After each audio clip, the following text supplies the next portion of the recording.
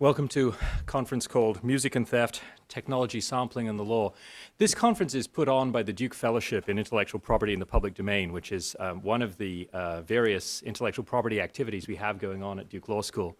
The fellowship is funded by the Center for the Public Domain and also by a grant from the Ford Foundation, and it puts on a number of activities, both pro bono legal service of various kinds, conferences, networking, and tries to expose people to the ways in which intellectual property and issues relating to the public domain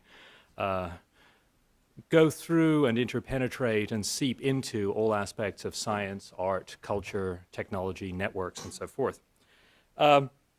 My name is James Boyle. I am a professor here at Duke Law School, and I bear little credit for the conference today. The conference has been made possible by a number of people and organizations, the Information Sciences and Information Studies program at Duke, the Graduate Literature, Film and Video, the Duke Intellectual Property and Cyber Law Society. But the event has, unlike perhaps many accounts of contemporary movies, the event actually does have a single auteur, an author, Daphne Keller, about whom I'm going to say a little bit more in a moment. And it's she who's really been the guiding force behind all of this and brought us together. My job, which is a very nice one, is very briefly to introduce the topic, to introduce Daphne and David Lange, my colleague, and then to turn it over to them for our first panel. The subject of today's panel and of conference, sampling, intellectual property, music, and theft, might seem to be a somewhat unusual one that's maybe on the fringes of intellectual property, the fringes both of legality and of the fringes of academic study, but neither of those is really true. People who study copyright law are used to the fact that judges constantly claim that they don't make aesthetic judgments. Now, for those of you who are not lawyers, you should realize that judges or lawyers saying that there is any area of human life about which they are not superlatively competent is quite remarkable.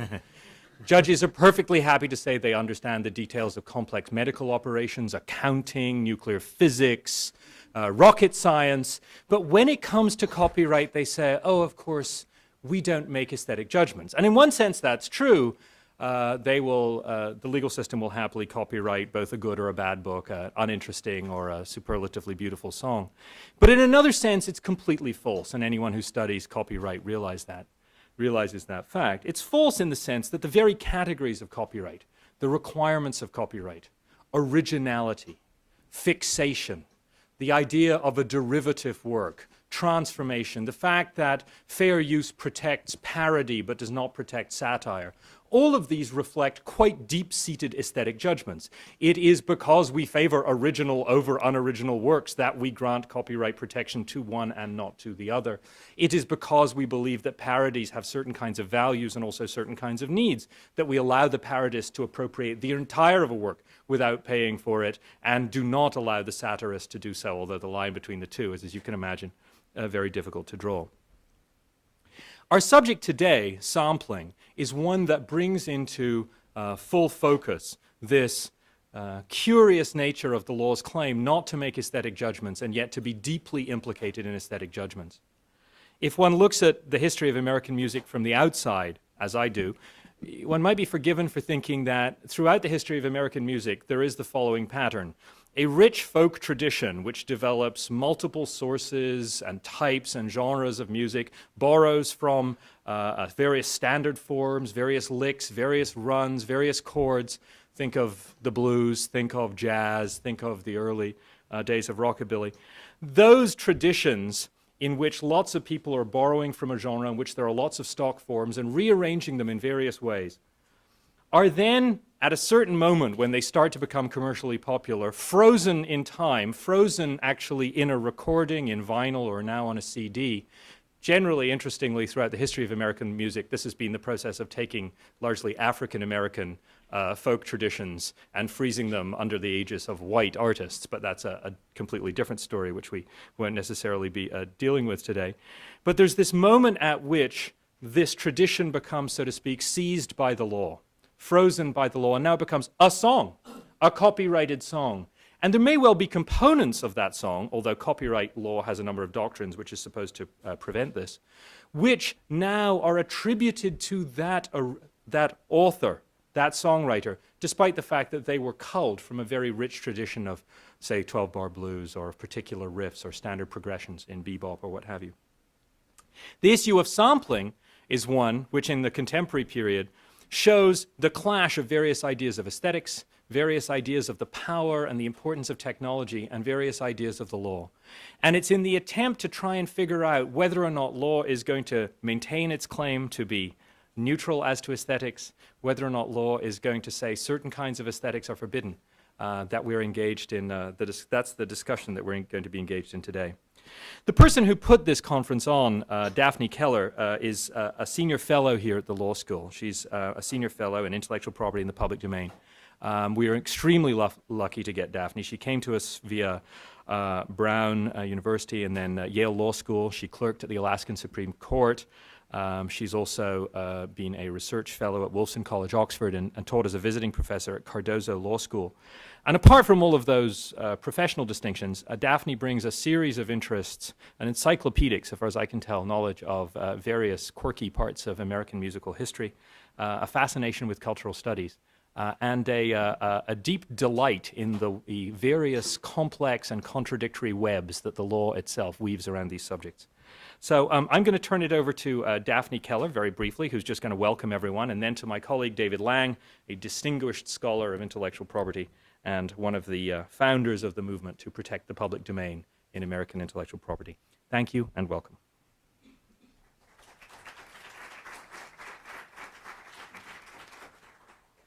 Thank you, Jamie. So as some of you may know, specialized academic conferences can be kind of a weird thing. They can be like a traveling circus or like a single meeting that reconvenes from time to time in various towns with the same participants, seeing each other, hearing what each other have to say, and gradually honing their own very specialized body of knowledge. That's not what I wanted to do with this conference, although that's a productive process in itself. I was hoping through this conference to bring together people from different disciplines who are working on very parallel questions and yet who don't necessarily talk to each other. And I think that I've been remarkably fortunate and successful in this effort. I've been really lucky in getting incredible representatives from all of the relevant fields that I've invited, incredible representatives from legal practice, from legal academia, which you may learn are very different things, from cultural studies, from music practice, from music theory, from music history. So I want to thank all of the panelists who have made it here today, you guys for turning out. I want to thank David Silverstein, Frank Chow, Kurt Maletsky, everybody else who's been instrumental in bringing this together, and of course thank Jamie for catching my mistakes and catching some of them in time to stop me from making them, and for handing this conference off to me and telling me to have fun with it. So here it goes.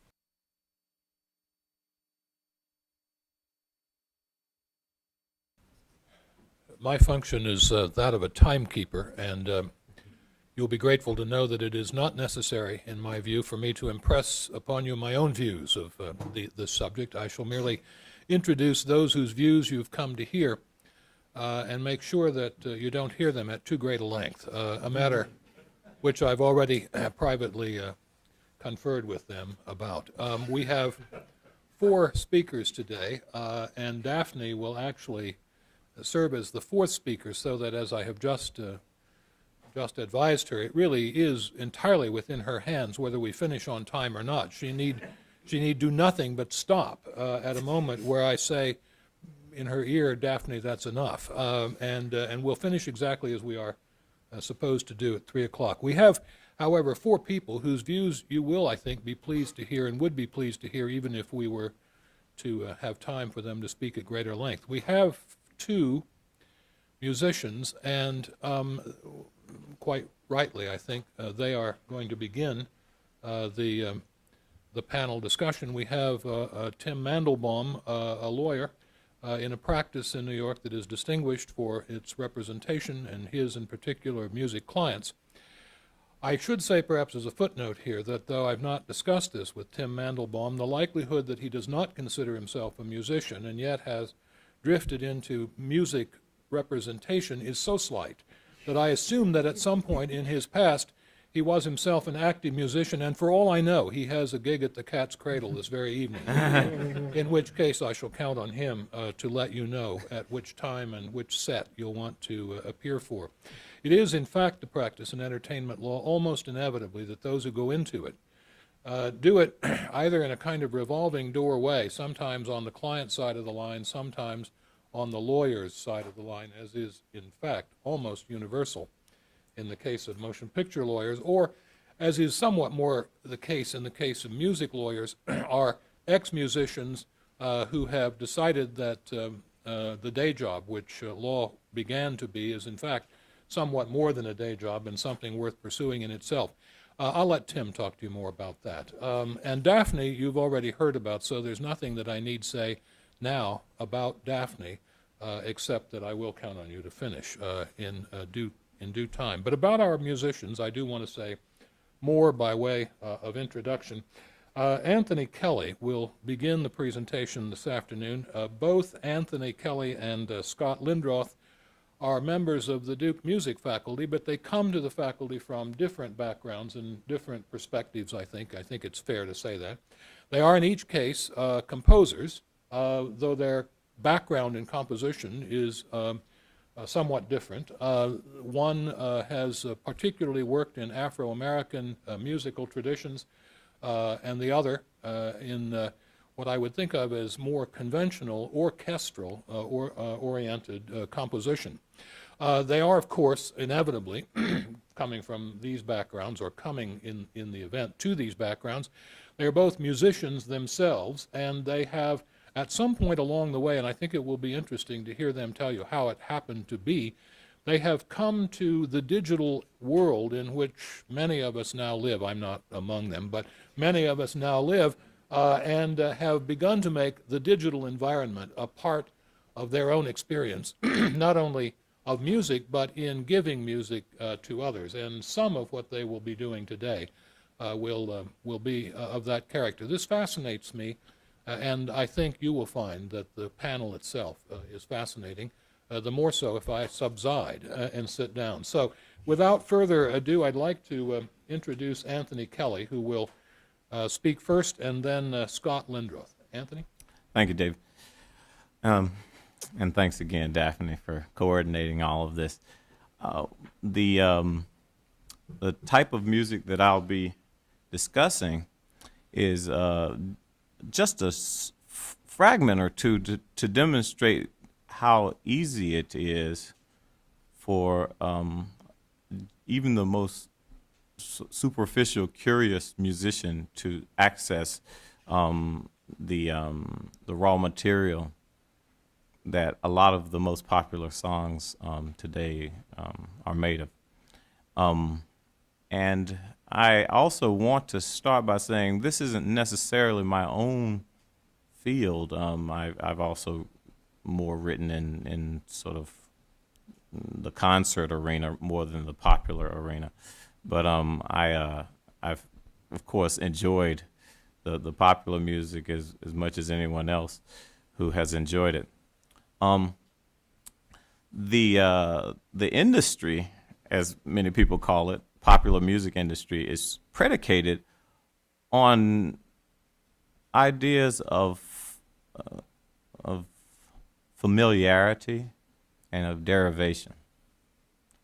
And that's a little bit of a dilemma for many of the artists who are out there, I think, because they know that the audience is demanding something that is very familiar, and yet they want to be original. So often there will be sort of, and my composition students, when they experiment in the popular genres, they sometimes get pretty close to something we've heard before. So what I'm going to do is show you ways that a musician might access some of the material, like I said. And it's not necessarily to yield the most musical of results. I just want to show you the process that's available. And it may reveal some aspects. So if I could have the visual, there we go. There's a website called musicrobot.com. I'm sure it's one of many, in which you can simply search for what's called a MIDI file, M-I-D-I, these capital letters here, which stand for Musical Instrument Digital Interface. It's basically a code that speaks from a computer into a synthesizer or a sampler, and tells it when to turn on and when to turn off certain sounds. And these combinations actually end up being somewhat musical to our perception. So if I were to go on this website and look for one of the biggest Grammy-winning works this year, Alicia Keys' piece Fallen, all I'd have to do is type in, I'm online right now. All I'd have to do is type in Fallen, maybe an apostrophe if I wanted to, under song, and we may end up seeing, among many ads, we see there's 19 files out there of different lengths. We see Alicia Keys' actual name here. So there's the MIDI file. And the MIDI file is, like I said, it's going to be sort of raw data. I'm going to close this down. And we're going to now hear an excerpt of the beginning of the actual song. This is what Alicia actually sings. If I can get it going here. I keep on falling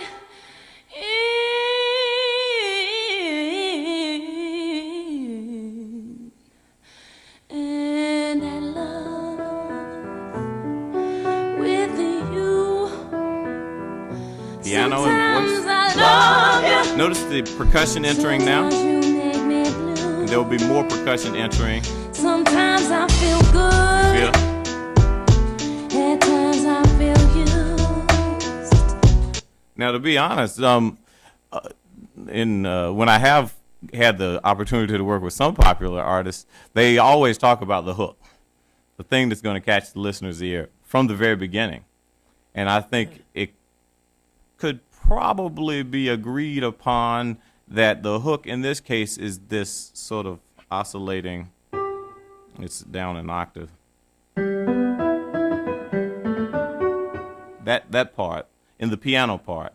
And now it's a very simple technique. It's just called an arpeggio in music. It's just certain intervals are skipped on the piano, and it shows up in the Moonlight Sonata by Beethoven. But it's a particular configuration. Now, when I take a MIDI file and open it up in a music software, notation software program called Finale, I come out with this sort of transcription. This is a written out version of what someone has programmed in as an excerpt of the piece. I want you to listen to where it fails and where it succeeds in giving us an impression of the piece. It tries to imitate her voice at the beginning, and I'm sure we'll all agree that it fails.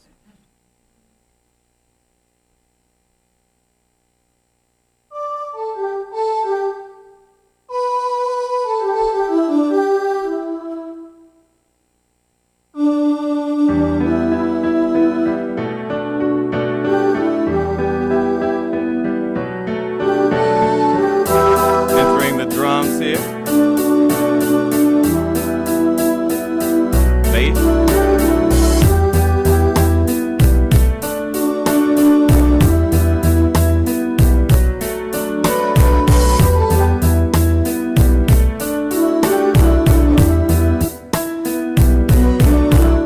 Okay, so that's a little phrase.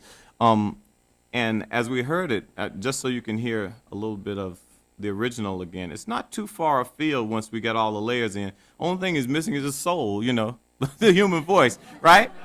I mean, we all know that. But in terms of the raw material, this is a slight problem, because if I can come up with the notation of this quickly, with a little work, since I know the software, the notation software, I could make my own scores of this music pretty easily. This gets in the way of publishers like Hal Leonard publishing printed music, you know. So that's one aspect maybe you could help us address. Let's listen again. I keep on falling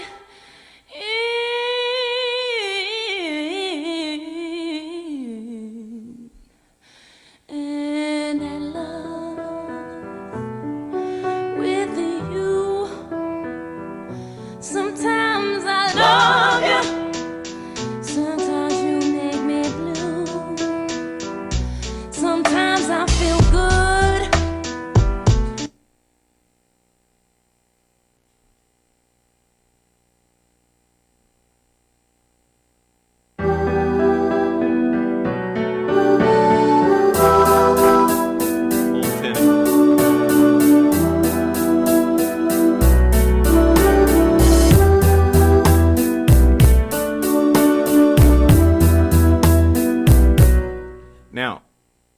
here is in isolation the arpeggiated piano part all by itself, just so you can hear what it sounds like with nothing else. And if that's the hook, then will we be borrowing illegally if we use that in other contexts? How much could we disguise it? That's a question I'd like to ask.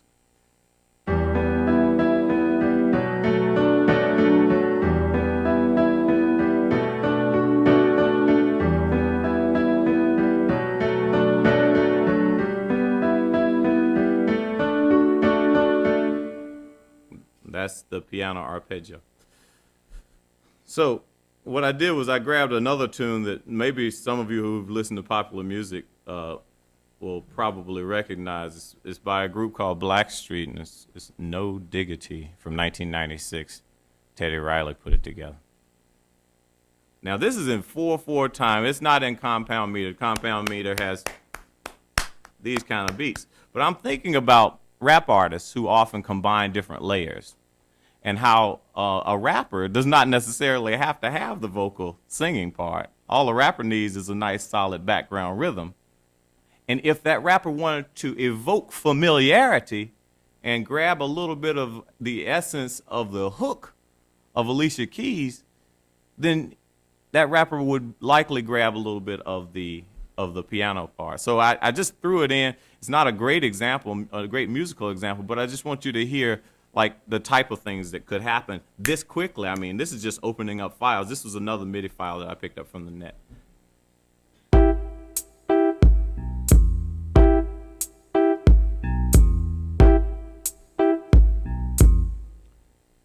It gets cooking later on. Let me get down to where it starts rocking here. All right.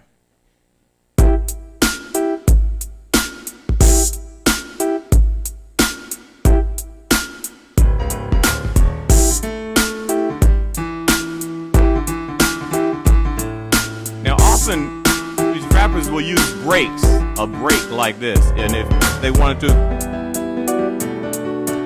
you understand? And all I did was cut and paste to get that.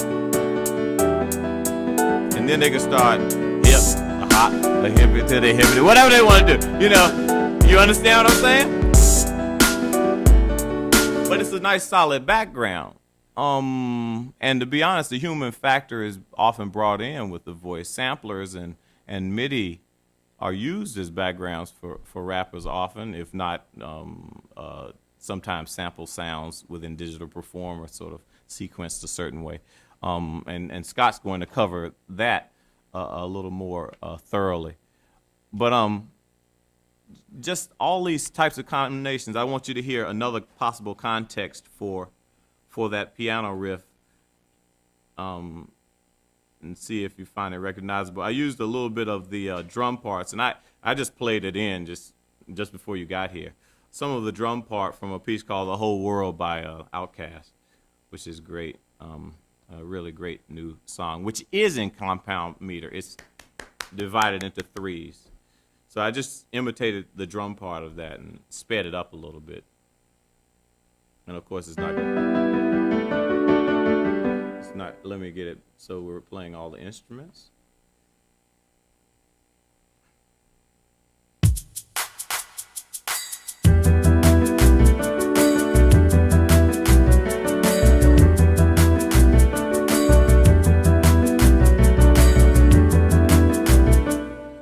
Which might give another platform or a set of ideas for some other R&B artists to add a layer or two over. So this type of borrowing is, my whole point is that it's extremely easy and accessible thanks to computer technology. And people, I mean, this piece by Alicia Keys called Fallen just won the Grammys this year. It won, I think, Best Song, a New Song, and I think it was, she certainly won Best New Artist. So it's, you know, it's all available. And once again, familiarity is the rule when you're using little small fragments in the popular music idiom. You want to very often rappers will riff off each other or borrow, or they call it biting from each other, like Bubba Sparks does with Missy Elliott's rap in the middle of his popular tune.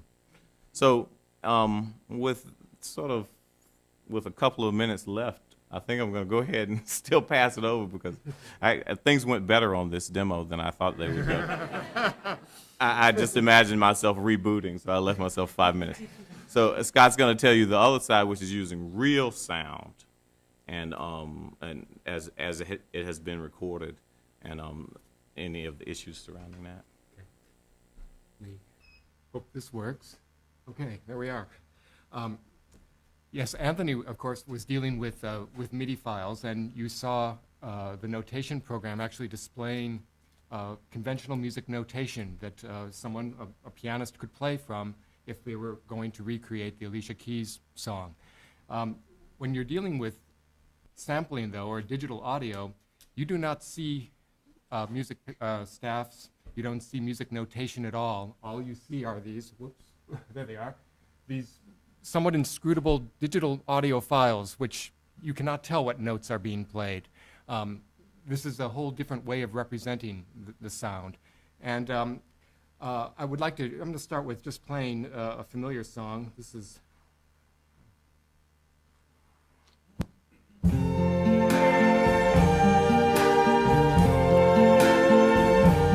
I see trees of green,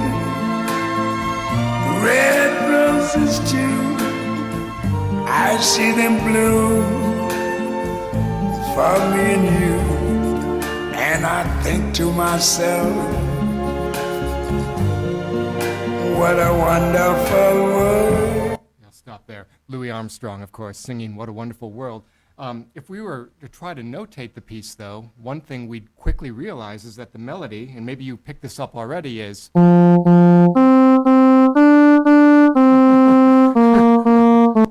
okay.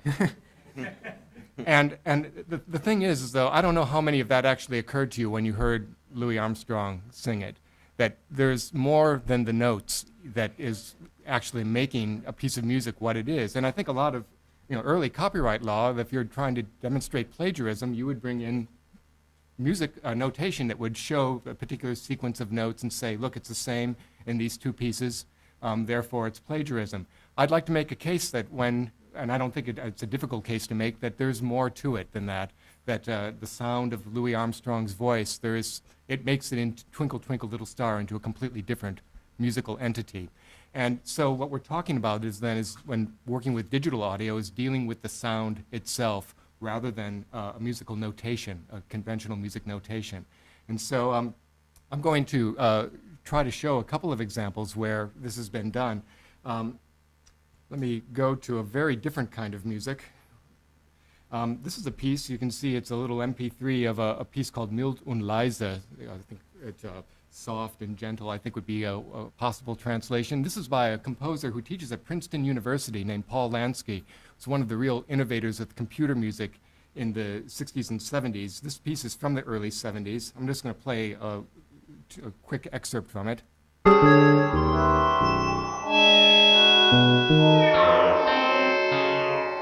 Okay, pretty out there. Let me play another, though, segment of it.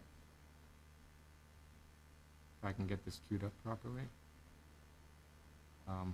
There we go.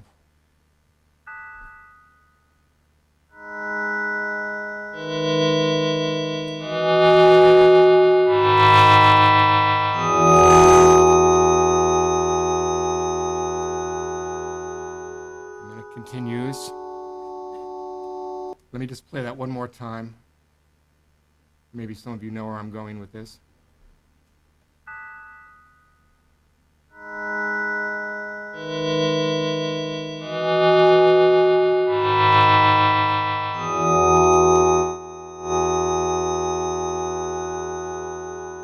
Okay. Of course, this sample was picked up by the group Radiohead for a song on their album Kid A that came out a couple of years ago called Idiotic. And let me just play what they've done with that.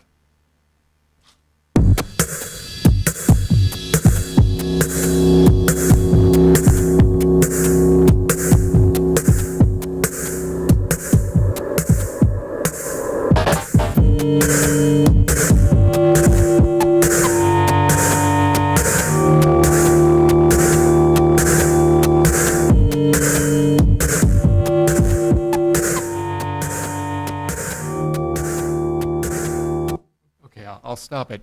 This sample provides the entire harmonic basis for the song. The only other melodic voice in the song is Tom York singing the lyrics. Everything else is provided by this sample.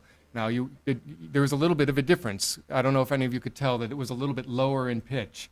I think this is undoubtedly to make it fall within Tom York's vocal range to accommodate his voice. Another interesting consequence, though, of this sample is that because of the duration, it winds up causing the song to be built on 5-bar phrases instead of 4-bar phrases. It's very unusual in popular music to have an odd number of measures in a phrase. And again, this is just a consequence of this particular sample and the beat that was put to it, that it winds up conditioning very important aspects of the song. And so becomes, again, something quite different. Radiohead did get permission from Paul Lansky to use this sample, and they acknowledge it in the liner notes to the album.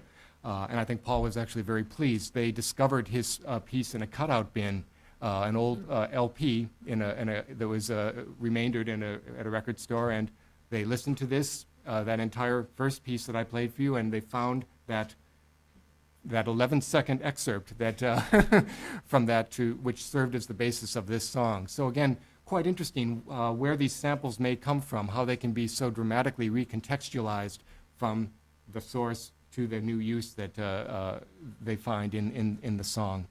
I'm going to try to show a quick example of this. This program that you see on the screen is called Digital Performer. It allows you to coordinate MIDI, such as Anthony demonstrated, with digital audio. That is, samples which are recorded onto the hard disk and that you can arrange these. I think just to start with, to show what can be done with samples, in some ways they're quite flexible. In other ways, they're very stubborn. We can, since we're talking about, the big issue here often is who gets paid for using these things. I took a sample of just spinning coins on the tabletop here.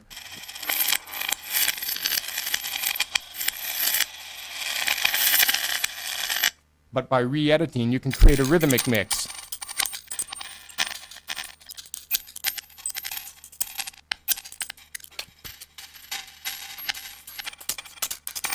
Okay, now that might be, taking one source and changing it into something else, that might be a rhythmic component that could be used as a rhythmic component in a piece of music. What I'm going to try to show is taking a bit of a Miles Davis recording. This is a recording called Bitches Brew from the early 70s, a very important recording, first example of fusion music, really. And I just took the very beginning of the opening track, and that's what this is right here. A little bit soft, so I'll have to listen.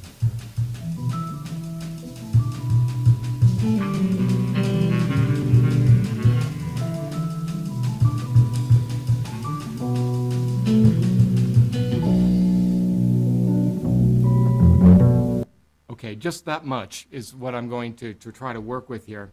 In particular, that electric piano lick that was played probably by Chick Corea. And then the Fender Rhodes, again, the electric piano chords at the end.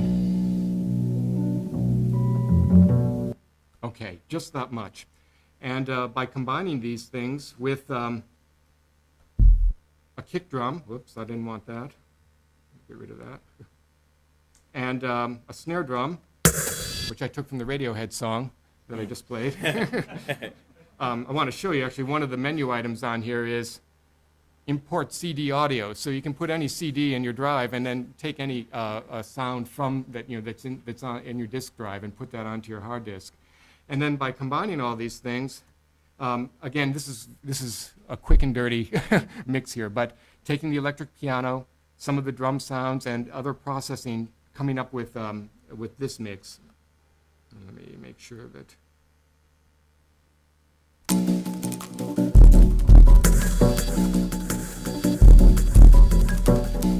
This high tones of the electric piano. Okay, now this is just something I did in, I started on it yesterday when I had to get this presentation ready, so it's rough. But again, it is quite easy, to do this. And some things will take a while. I mean, trying to find particular samples that may be usable and trying to imagine how they might be reinterpreted in a new mix. But the question is then is, to what extent would I have to cover my tracks in borrowing these samples before it becomes a copyright violation? It's possible, of course, to distort all of these samples beyond any recognition, and that we would never be able to trace the origins. But I think it's more provocative, based going on what Anthony is saying, if you do leave some sense of a tantalizing familiarity that we can perhaps recognize where that sample came from, but not be able to absolutely confirm that that in fact it was borrowed for this new mix. Just to conclude, I want to play something that a student in my class who's here today, so I'm going to play it, did. And this is every single sample is a single drum stroke from different commercial CDs that are released. So.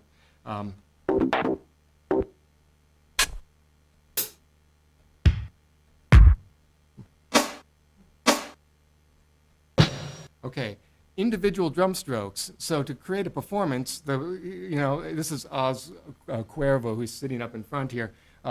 He had to create his own drum beat with this, his own pattern with this, and this is what he came up with. I think it's very impressive.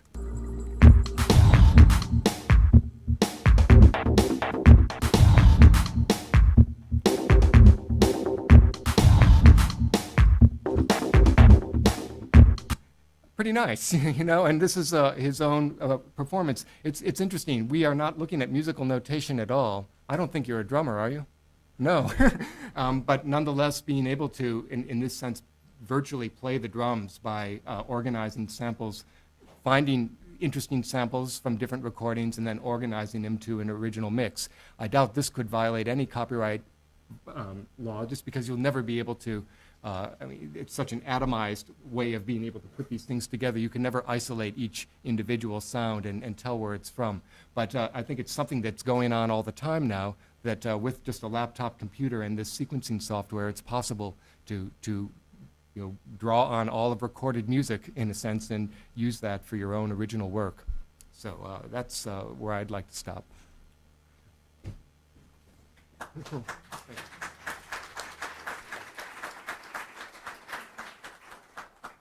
This actually completes the first two presentations in roughly 1/3 the allotted time. Now, I'd like to tell you a few things from my own background. We'll hear next from Tim Mandelbaum, who is a music lawyer and who will have some things to say about the presentations. Thank you. My role and experience in dealing with sampling is virtually entirely from the perspective of representing artists, and in representing them in the context of dealing with the business ramifications of sampling. I represent really scores of urban music and particularly hip-hop artists, and on a regular basis deal with the process of addressing sampling and basically making the business, advising them as to the business ramifications and making business decisions as to whether to include the sampled or interpolated materials on their records, and if so, of the financial ramifications of doing that. Obviously, as you can tell, with what you've heard, there are lots of instances where you're dealing with a fine line as to whether some kind of a borrowed use, so to speak, constitutes either an interpolation or a sample, which needs to be cleared. And as has been indicated, there are often instances where an artist or a producer is very sort of shrewd and almost intentional in trying to bury the sample, which for different artists and different producers is of greater or lesser utility given what their intent is with the music. You know, in most instances that the average person who listens to popular music is familiar with, the sample is usually fairly recognizable and often really defines a song. But there are artists and producers who have created their own sub-art form of borrowing music and going out of their way to bury it. And frankly, I have several clients who almost make it a game, and include me as their own attorney, as almost part of the adversary to try to get away with burying the music. And I'll sit there in my office and try try to address a claim that's arisen, and they'll just sit there and flat out deny that they ever did it. But the practical reality is manifests itself usually in the following way: the artist records an album and usually makes a declaration, if you will, of which materials have been sampled or interpolated. And just to make sure everybody's clear, the interpolation is when they've re-recorded a copyrighted work, whereas a sample is when they've actually taken the existing recording and included it in their new work. In each case, the rights need to be cleared. In the case of the interpolation, it's only the rights to the underlying musical composition, whereas in the case of a sample, it's both the composition and the recording that need to be cleared. What we're doing from a business standpoint is looking at the list of samples that are included on particular songs, and there can be a multitude of samples on a given song, and then in the context of the entire album. And we're working with the artist, and we're working with sample clearance companies, and there are probably under 10 who are sort of the main companies in the country that work specifically in sample clearance to negotiate deals to clear the rights, and to then analyze whether it's worth it from the artist's perspective to pay to obtain the rights to use the borrowed material. And it really comes down to, for us, in 99% of the cases, to a business decision. So, for example, a rule of thumb that I use with a lot of the hip hop clients that we have who sample frequently is, if you're going to sample something and you're going to have to pay for it, and I'll get into what the cost range generally is to clear samples. I tend to recommend to my clients that they only do it for songs that are going to be important songs on their album. My rule of thumb is, if you're, and at the risk of dating myself, if it's going to be side 2, cut 6, and you're going to have to, pay, you're going to have to give up, in effect, your own royalties on the song or some substantial portion of them, why bother doing that? If it's not a meaningful song on your album that is either important musically or is going to be a song that drives the sales of the album, not worth doing. If it's a song that's going to be important, then we tend to advise that you make the best deal you can and you do it, because if it's the kind of song that can be the vehicle to selling lots of records. From a business perspective, the artist is going to make money exponentially by having the song on the record. Economically, if you take care of your business up front and clear the music before you put the record out, and even if possible before you assemble the record, you can make a more advantageous business deal than if you wait till later. And certainly if you release your album and then get a claim after the fact regarding a sample. But usually the sample is typically and it's all and you know, there's no predominant fact pattern, but typically the sample is brought in by the music producer, which in the context of most urban and hip hop music receives a 50% copyright interest in the song, and then a producer royalty. Typically, if it's a musical sample or a loop, such as the piano type piece we were hearing, and you have a fairly decent amount of arm's length negotiating ability, you'll be able to obtain the rights for less than 50% of the musical copyright royalties, meaning the mechanical royalties, and less than 50% of the artist royalties on that song, which in each case will end up being a few pennies of publishing royalties and a few pennies of recording royalties. If you don't clear it and you receive a claim, once again in 99% of the cases, the claim is at some point along the way going to be settled. The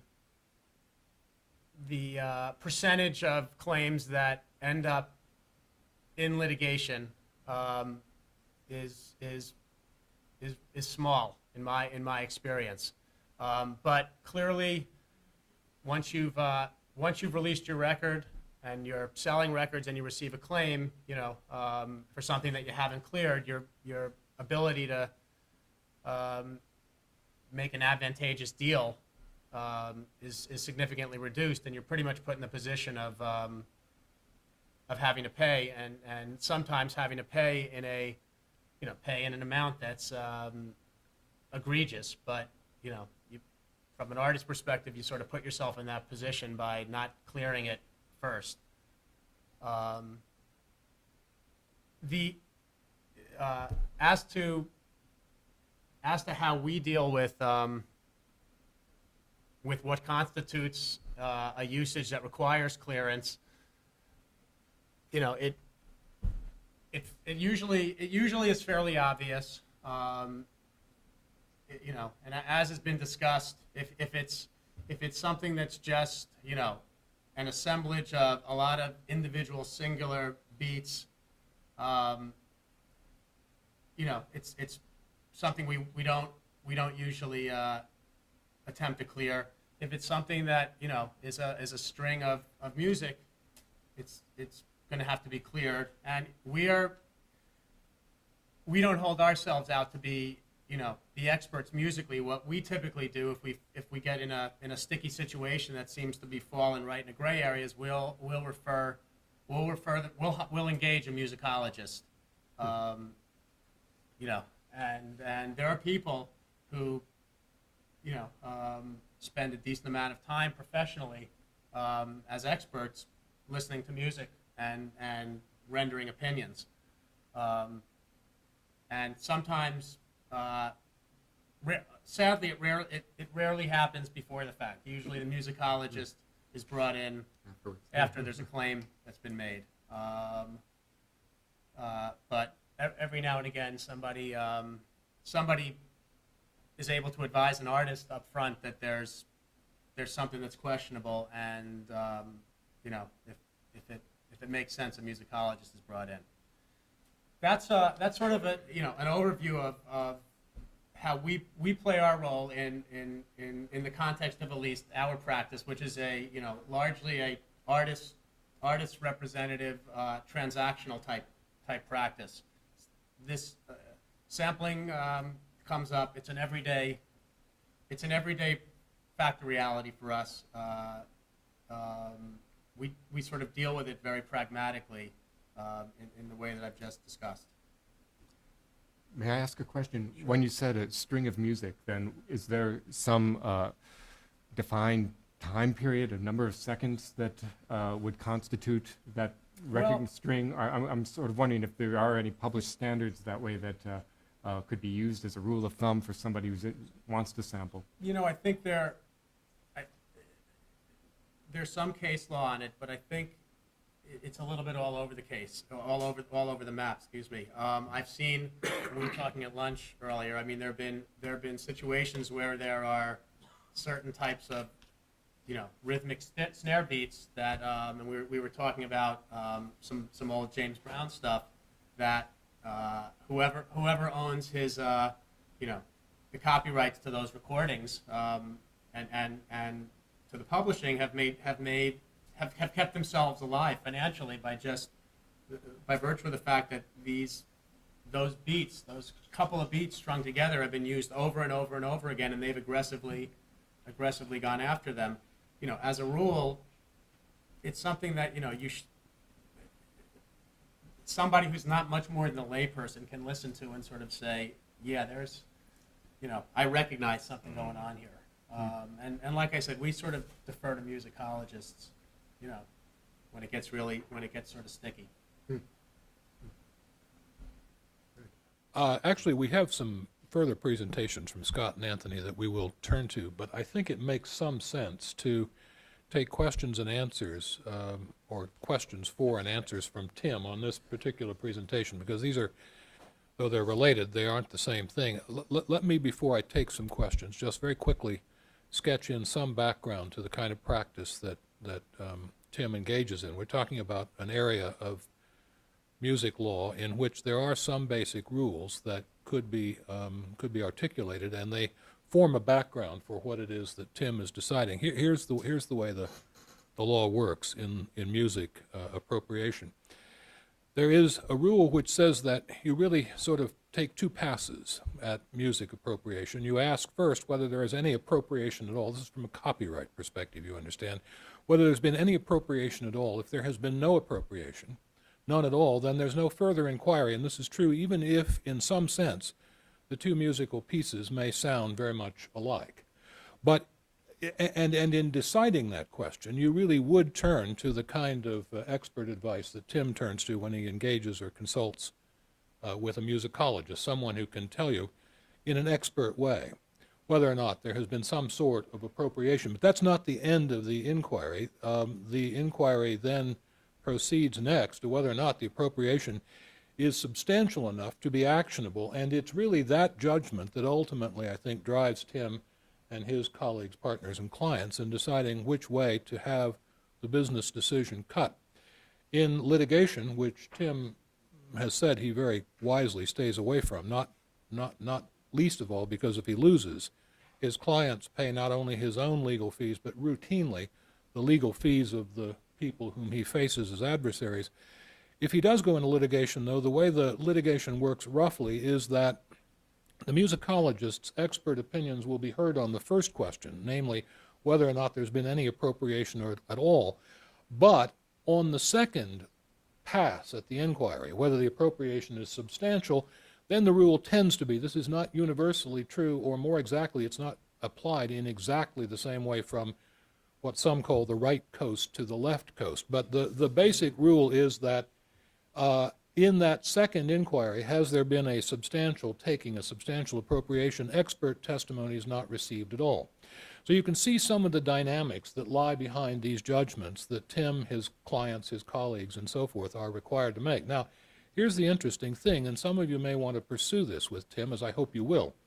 The interesting thing about this state of affairs with the law is that at one time, these inquiries, which gave rise to these rules, were were attended to in a fairly straightforward context.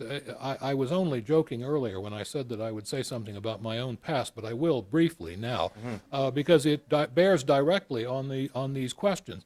When I first came here 30 years ago this year, I had among my first students in my very first class in entertainment law, though then we resolved not to call it entertainment law because we thought that might seem to be too frivolous to the Board of Visitors and the Board of Trustees of the university. We called it instead Law and the Arts, and in that Law and the Arts class, I had one student who wanted to be a music lawyer. This was the practice that he had, a practice I think now largely passé, but it was with, at the time, a very good firm. He represented MGM musical soundtracks. That was the extent of his firm's practice.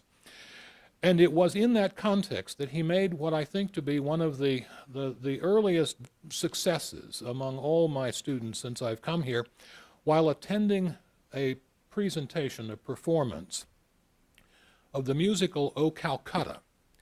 He found that one of the lead production numbers infringed an MGM song called Boogie Woogie Bugle Boy of Company B. That was infringed by the O Calcutta production number Cunnilingus Champion of Company C, and my student was able to bring an action, and in proceeding in just the way that I've outlined, first show that in both the music and to some extent the words there was an appropriation from that earlier, more innocent Andrew's Sisters number popular during World War II that had been, I believe the word you used was interpolated by the producers and stagers of O Calcutta, and then he was able to persuade the court that the appropriation had been substantial. Now flash forward to this time, the time in which these presentations are centered, and understand something that is both different about the kinds of infringements that we're talking about here, and at the same time pregnant with the possibility of discoveries that are more easily made, actually, in the long term than the kinds of discoveries that I've just discussed, or the one involving Boogie Woogie Bugle Boys.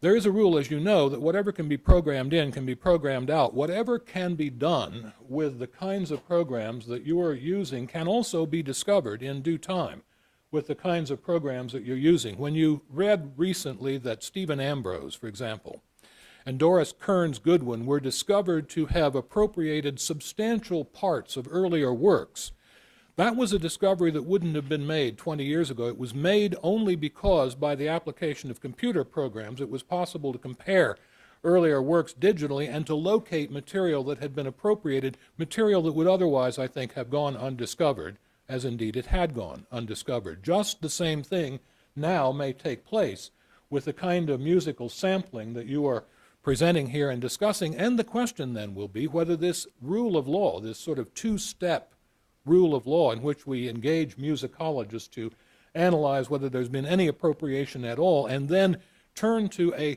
more, actually a less trained ear to see whether the appropriation is substantial, whether that rule will make any sense or not. That's one of the things that lies just around the corner in the area of music practice and music law. And you may think about that in the questions that you have now for Tim Mandelbaum. There was a question about 4 rows back, I think, a gentleman in a blue or gray coat. Yes. Well, as a musicologist, a couple of questions. Maybe I should preface this. My particular interest is music of the 18th century. I know a lot about Mozart and Haydn. I know that there's been lots of discussion. I imagine we could take something.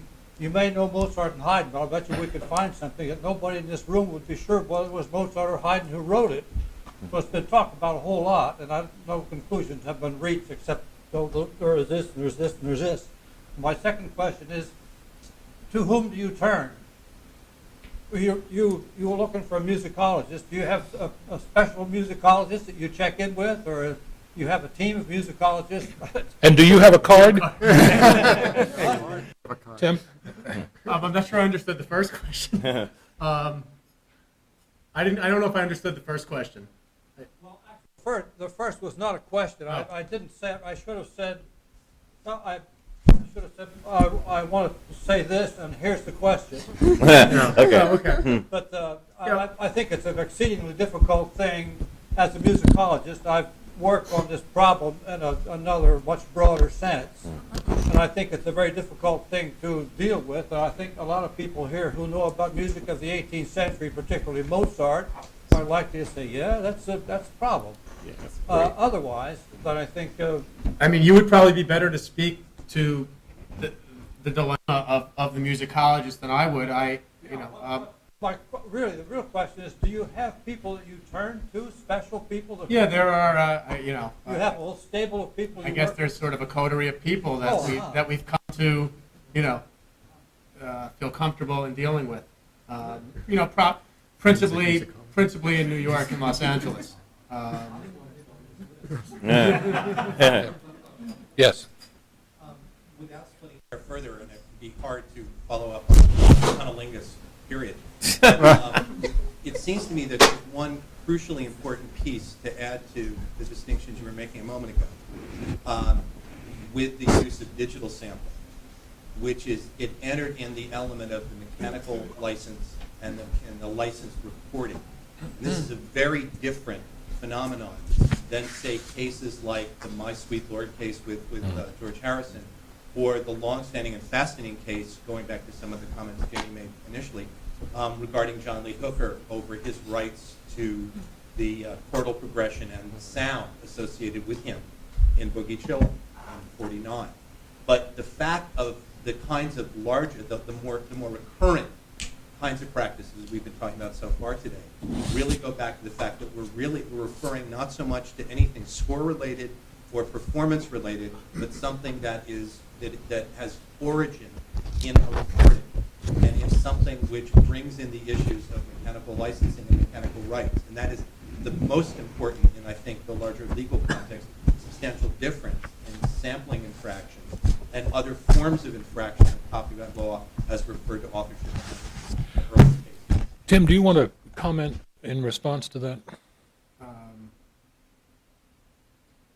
I guess you're really just bringing up the distinction between, between I guess an infringement type of situation, a la My Sweet Lord, where, the test was, there was substantial similarity, and the test was sort of, just proving whether there was, whether it met the test of infringement versus really creating a derivative work, in a song. Both are derivative works in some senses, but I'm without over-laboring the point. I mean, the key issue at hand, if you're pointing to, you literally wanted to make concrete the culprit. The concrete culprit is the recording. Well, actually, I wish you would, even at the risk of over-elaborating the point, elaborate the point still further, because though I think I follow you, I'm not entirely sure that I do, and if I don't, perhaps others will not as well. So take this additional point that you're making, and if you will, spell it out more fully still. When, for example, Two Live Crew, De La Soul was gone after by the Turtles and the publishers to the song, which was interpolated in the De La Soul's first album. What they were going after was not the fact that the rappers in the studio stood there and sung the song, or that they wrote a piece of material that incorporated something that melodically, harmonically, or otherwise could be in a score-related sense shown to be the same as the Turtle song.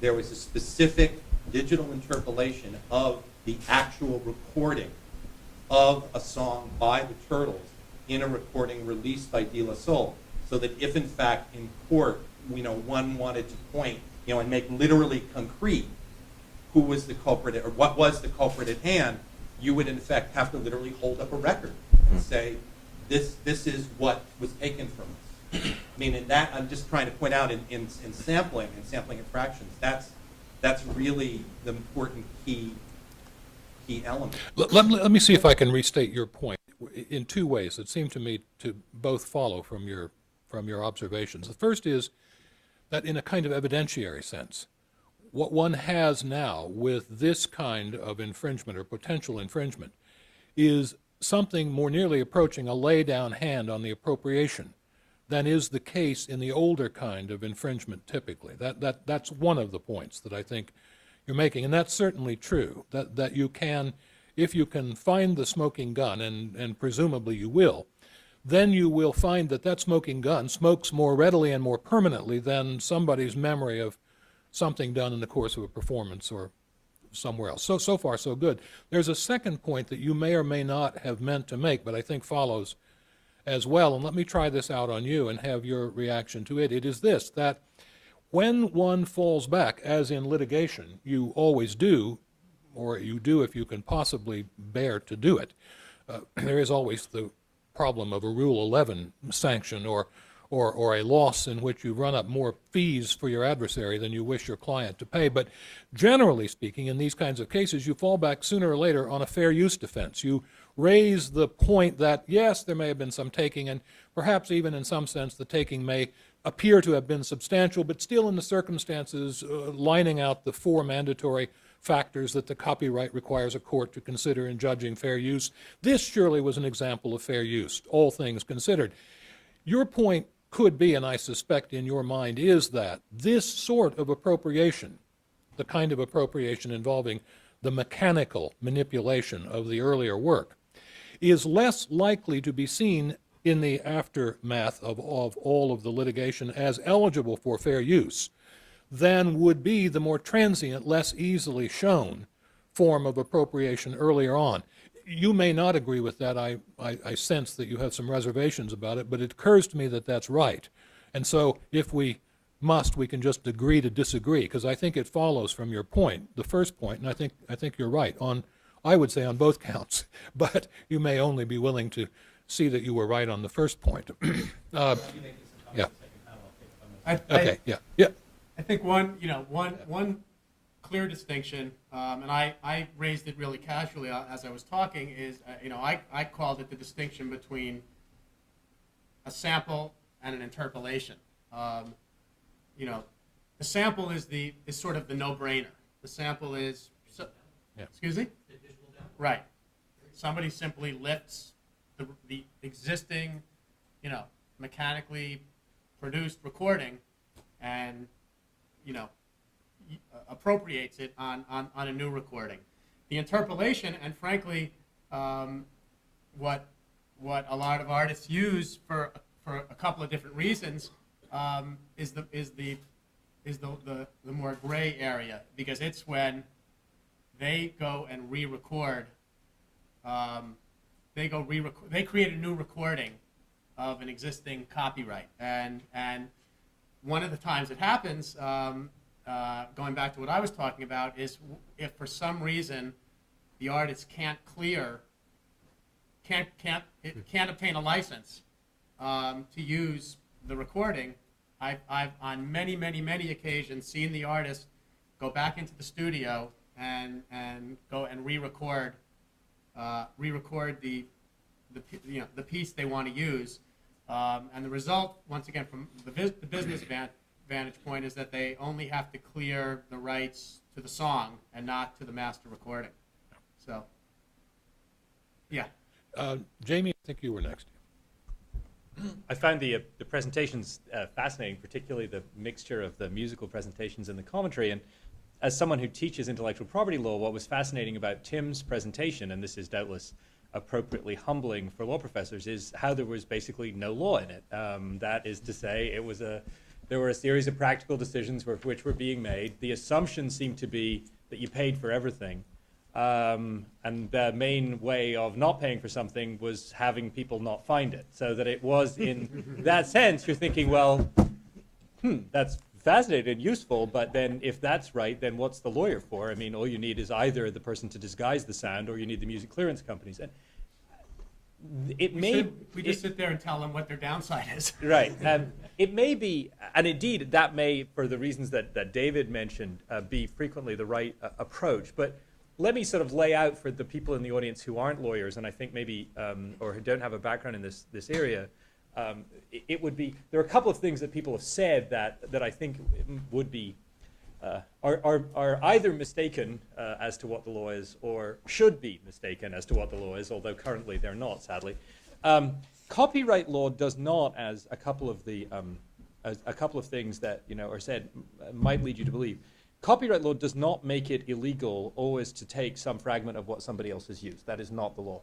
Copyright law is also not the same as plagiarism. Those are two totally different things. Plagiarism is a set of ethical, scholarly, or artistic judgments about whether or not someone has infringed on the norms of a particular community, say a college, about the extent to which you can incorporate without giving citations, say, the works of another. Copyright is something rather different, a legal monopoly limited in time to 70 years after the death of the author, which gives people a variety of rights, including the various rights that have been talked about here, particularly in the sound recording context. It gets more complicated when whether you're talking about a copyright over the recording, the mechanical reproduction right, and so forth.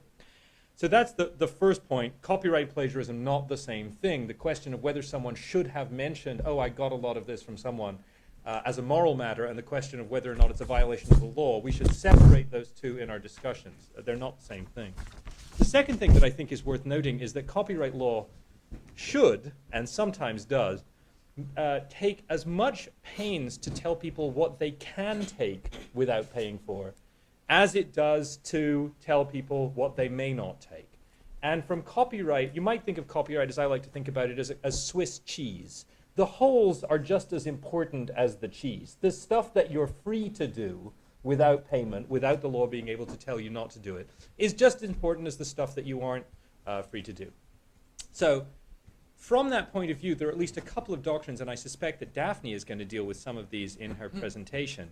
There are a couple of things which would allow you to take chunks of somebody else's work. And there's a question about whether or not this would apply in the form of actually taking, mechanically reproducing just a chunk from somebody else's CD. I think there's a question. I wouldn't agree with Tim, although I think the cases are kind of on his side. I don't think it's an open and shut case if you're taking a chunk of somebody else's song, that therefore that is a violation of copyright. As I understand the law, that's not the case.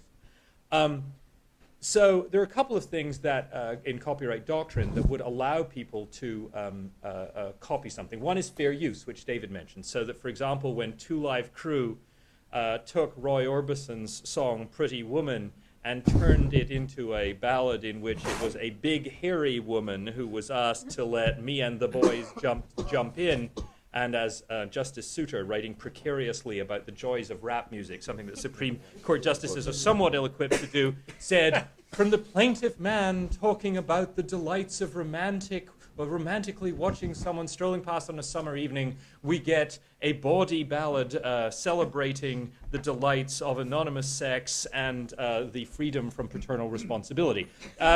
Nevertheless, it was the case that Two Live Crew took a great big chunk of Pretty Woman. They didn't, in fact, mechanically reproduce it, but it would be my claim that there would be lots of cases we could come up with where someone could take a fragment of a sound recording of someone's voice, of someone saying something, plop it in the middle of the song, and it would be fair use. Now, that would actually be an interesting discussion to have.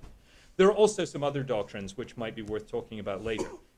The point, I think, though, to all of this is, what should the law be? Because one of the things that you may be coming to realize is, firstly, even the people in the audience who are lawyers don't agree on the law. Secondly, it's very hard to figure out what you can do. Third, a lot of the people who would be most capable of using the digital technologies which make use of the wonderful things that Scott and Anthony were showing us don't know what the law is, which is no surprise since the people sitting in the room don't agree on what the law is. And that in many cases the answer might be in the music industry, well, you should just pay. Now, well, you should just pay is not the way that copyright law is supposed to work. It may be a practical solution. I'm sure in Tim's case it is the only responsible advice he can give to his client. But we take a step back in the academy and say, is this a good thing? And I think the answer to that would be a resounding no. So I think one of the things that we might want to put on the table is not so much the question of how this works, from which you've had Tim's given us a really wonderful insight into the way this works on a day-to-day basis, but also a larger question, which is, how does the law form the framework for creativity and allow people to make use of these technologies which we're discussing? Just before Jamie began to speak, there were two people whose hands were up, and I want to take those questions, and then I'm astonished to say that I shall not have time to read from Adam Smith's Wealth of Nations, as I had been prepared to do. We will have then just enough time to complete the program on schedule. Yes. have two questions. Maybe I'll just ask the first one. I'm wondering, it seems like, for example, the example that Scott Lindroth gave with Radiohead, I don't play music really, but sometimes it seems to come down to like a series of 4 or 5 notes. And I'm wondering if you come across something when you're creating accidentally, as will happen because we have,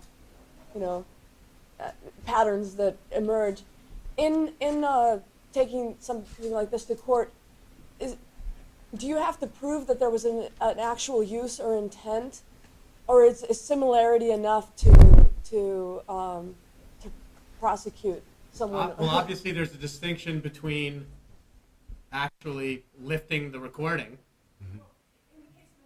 Though. Yeah, Do you actually have to prove that this person heard the song and is? Yeah, you've got to prove sort of the access. Okay. Yeah, I'll give you an example. Just in my own practice, we represent a band called Third Eye Blind, and I was sitting with who've had a bunch of successful songs, and I was sitting with an A&R guy, just casually, and we were talking about a song they have called "Never Let You Go," which was a hit off of their last album.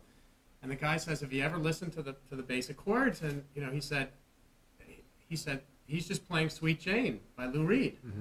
And I was like, wow, I never thought of that. And if he never thought of that as he wrote the song, that's sort of the end of it. So there sort of has to be that access and intent. Mm-hmm. Like if I heard a song and it subconsciously comes back when I'm composing. One last question, and then we're going to return to the panels. Yeah. In the primary market for broadcast and public performance rights, we have collective rights organizations. We're going to hear from a representative of one of them on the next panel. And we have this thing called the blanket license, which is a way to overcome the problem of transaction costs with atomistic rights that attach to individual recordings. So this has been dignified by the Supreme Court, even as a product totally different from individual licenses for recordings in its antitrust jurisprudence. I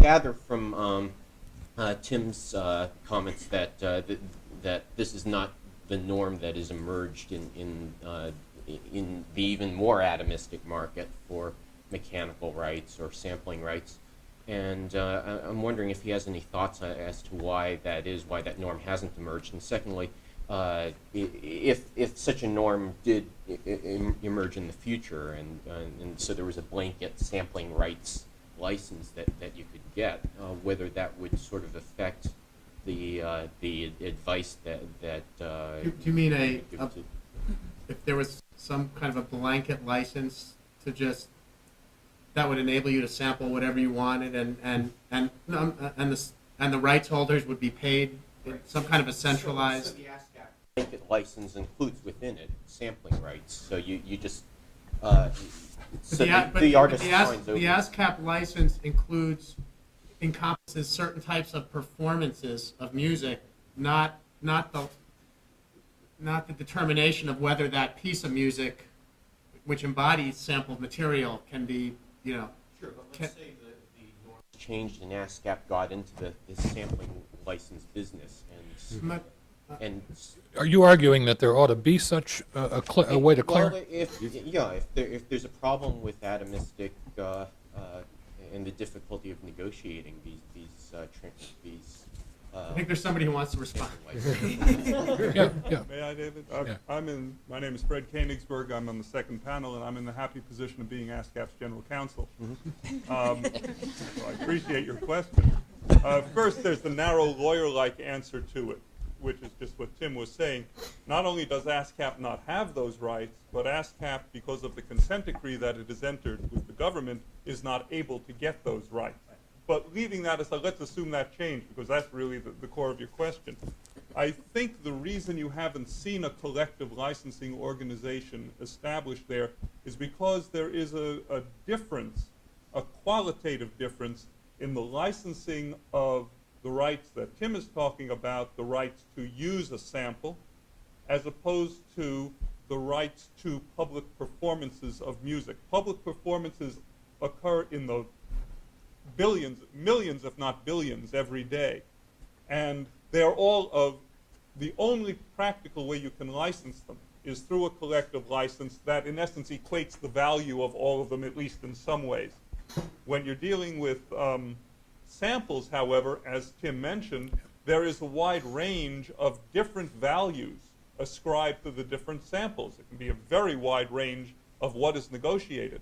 And that's why collective licensing for that wide range would necessitate a leveling of those hills and valleys, which the people who own the rights might not be willing to do. Those who have the rights of lesser value might say, well, I only get 5% of the copyright, but gee, I could get 30% if it was all averaged out, so I'm all in favor of that. But the people who got 70% would say, I don't want to do that. I'll be giving up something that I otherwise could get. I think that's why you haven't seen collective licensing here. And I think the other reason is that while there are millions, if not billions, of performances that occur daily, these are a relatively small number of recordings come out with samples. And so individual licensing can work there, whereas it cannot in the performing rights area. Okay, and here we stop the question and answer period for a moment, or more exactly for about 30 moments, while we return to Anthony and Scott, who have, as I understand, a little more that they want to present as a kind of continuum from their earlier presentation, and then Daphne Keller will finish the program. Anthony, do you want to go first? I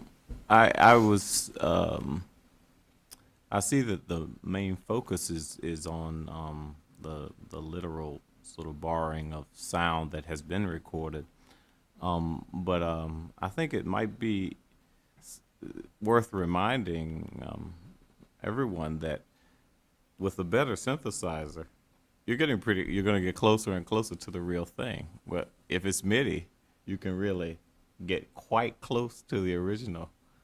And with better and better technology, it's going to get to the point where MIDI information can get so close that this will be an issue if it's not an issue yet. So. And I have seen that as an issue. Literally, there's no question that that there's been a taking of the musical composition, but there is this question over whether it, sort of is it live or is it Memorex, so to speak. Yeah. I agree with you. Yeah. And I guess the sort of overarching themes of, because Scott and I have sat in the office for a few days now, talking over when ideas are actually when they're unique. I was able to serve on as an expert witness on a hip hop and rap trial recently, and it really came down to two. It was like two notes that we were talking about, and it was unbelievable to me because it could be argued that they are similar, yes, and it probably could be argued that I don't really know all the specifics that the lawyers had to deal with, but it certainly comes down to like when something becomes public domain as a gesture, as a musical gesture. You understand what I'm saying? Mm-hmm. Like there may be sounds that could be recorded by a band that are so common that they're not copyrightable, and I don't know whether we've talked about those or not. And I think that's why I was surprised that the snare hits from the James Brown track could be so aggressively pursued as a copyright violation or requiring licensing. I agree with Anthony. I think with this technology coming available and that this is becoming a standard part of every composer's technical grab bag, that this is going to be part of music making now, and it's whether it breaks the law as it stands now or not. In the classical music world, this is even taking place. A friend of mine has written a piece that is entirely based on a recording of a work by Jean Sibelius, a piece that was composed in the late 19th century, a recording of it that was made in the 1920s. The whole import of the piece is the composer refers to this work that he borrows, and it's important to know where he got this music is to gain a broader sense of meaning for his own composition. He wants the reinterpretation to be part of the meaning of the piece. And I think artistically this is a very interesting thing to be able to build on a pre-existing work and a specific early recording of a pre-existing work. And I think it would be unfortunate if there were legal obstacles to this kind of work being carried out. As it happens, this composition has been recorded on a commercial CD that you can purchase at Amazon.com. You do not see any acknowledgement that, or any note in the liner notes saying that he received permission to use this recording. He just did it, and a CD company released it. I don't know whether because the money is so, the stakes in the classical music world are so low that that people won't prosecute it, or it won't be worthwhile to prosecute it. But artistically, I think this is a very exciting thing to be doing, and I would advocate that this, that legally that this would be made possible. I represent, just going back to that snare drum type thing, I represented a very successful client once who got sued over some kind of a, very brief drum beat, and it turned out that the plaintiff was a guy who created these beats and created beats that where it was his intention that they would be used and paid for by producers. And the whole nature of the case, which ultimately got settled, but I got a big education just in going through the process, was they're proving my client's access and possession of this music and these existing recordings. So it just came down to that. Did he lift the recordings? It clearly, the snare beats, if he were to do his own, he wasn't going to have the problem. Right? We're going to go around questions for the moment so that Daphne Keller, who is the architect of the entire afternoon's affair, can speak finally to the issues that we've been considering, and then when she finishes, there will be time for questions on any subject that the panel may have left unattended in your mind, or unaddressed. Daphne Keller. You want to stand up here? No, I want to sit down here. So the title of this conference is Music and Theft, but theft isn't really the legal category that we're dealing with. And as Jamie has pointed out, a lot of sampling isn't necessarily even copyright infringement, or may not be subject to First Amendment and copyright analysis as we understand it. The history of sampling-based music, nevertheless, is somewhat permeated with theft. We get the examples of Grandmaster Flash stealing electric power from streetlights for public performances. We get Negative Land literally stealing an LP from the basement of a church in Concordia, California, using it in a sample-based piece of music. Then Fatboy Slim samples them and pays SST but not Negative Land. Then the Coca-Cola company licenses the Fatboy Slim track and uses it on a commercial, creating this incredible chain of liability, which maybe Tim can sort out, but which in fact is predicated on literal theft. And we get artists like John Zorn, who, as far as I know, doesn't engage in sampling per se, but whose works are deeply infused by styles from jazz to speed metal to Japanese noise pop, saying, quote, "I am basically a thief." But I think in the eyes of the law, a thief, and I think for a lot of us, sampling isn't morally equivalent to theft. Maybe there's some kind of sampling that we think isn't okay. I don't know, the Puffy Combs, Every Breath You Take example comes to mind for some people perhaps, and other sampling is okay. Maybe Massive Attack is okay and Puffy isn't. Wherever we draw the line determines how we think that copyright law should be shaped in order to enable technological production of this kind of music. So I want to kind of pull back and use the observations Jamie was using and some constitutional law to look at what copyright law is trying to do with the way that it crafts property rights, and how the technologies that Scott and Anthony just demonstrated affect how the law can accomplish its goals. So for those of you who aren't lawyers, the Constitution actually gives us a basis for copyright. There's a clause in there, and it says the purpose of copyright is to promote the progress of science and useful arts, to create economic and legal conditions in which science and learning and culture can flourish. This is a deeply utilitarian goal. It's a goal that's defined by collective progress rather than individual desert. And in this characteristic Enlightenment liberal way, it actually is a little bit harsh. It doesn't leave much room for an artist's moral rights. The sort of right to control downstream uses is something that you've created. This is why in the US we see examples of the Beatles being used to sell running shoes, Bob Marley being used to sell haircuts. These are things that might be blocked if we had a moral rights-based system, but we don't. We have this very utilitarian system that's designed to, quote, promote the progress of science and useful arts. The Supreme Court has explained this, saying that although, quote, the immediate effect of our copyright law is to secure a fair return for an author's creative labor, the ultimate aim is by this incentive to stimulate artistic production for the general public good.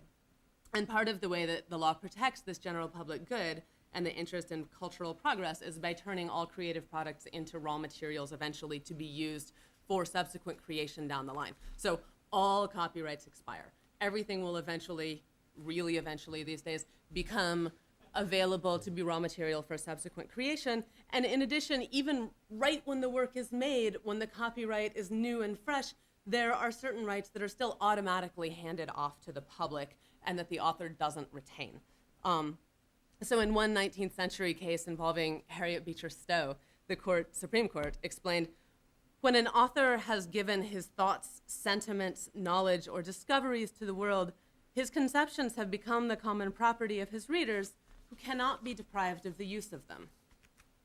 Now in that case, the use that had been made was a reader took the novel, translated it into German, and was selling the German translation. The court said, that's okay. The court said, by going into print, the author has handed off this right to the receiver of the information to take it and change it and sell this very close derivative work.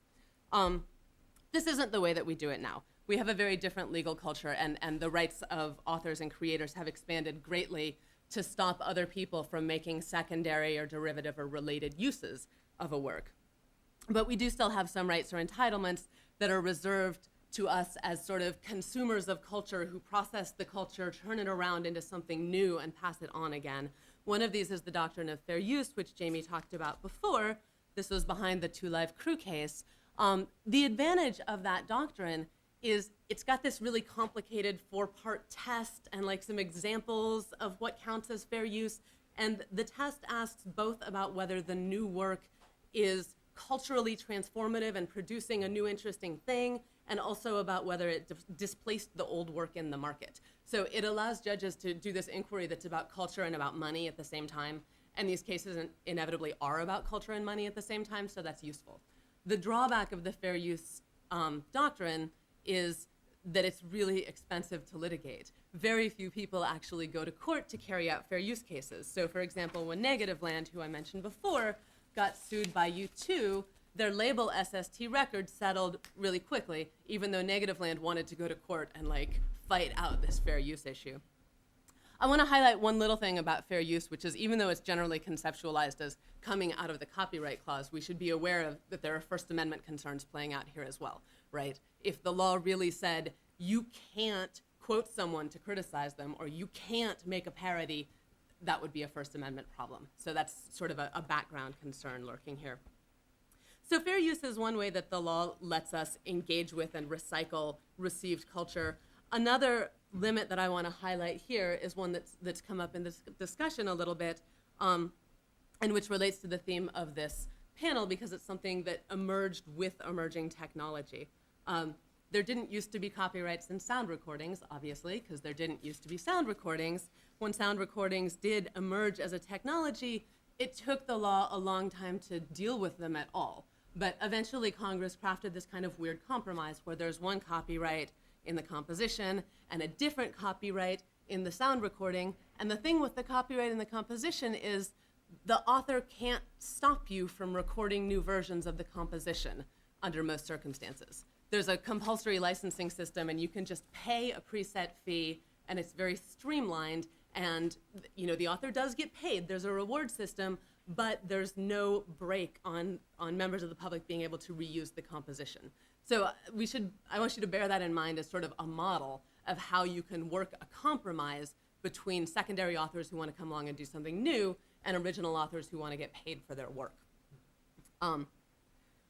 So the legal rules, as I said, which define what an author can do with the work and what subsequent creators can do with the work, kind of draw on two sources. One is this constitutional mandate that we're supposed to use copyright to promote the progress and feed culture and so forth. And then the other is the empirical assumptions of lawmakers about how we do that. How do we make culture? And this is where the question raised by this panel comes in. The question is whether the technology that Scott and Anthony have just demonstrated causes us to make culture in a different way. If this shifts our empirical assumptions about how we produce new works, then maybe the law should shift as well to reflect the ways that we make culture now. Does a change in technology produce a change in cultural production? Marshall McLuhan says yes.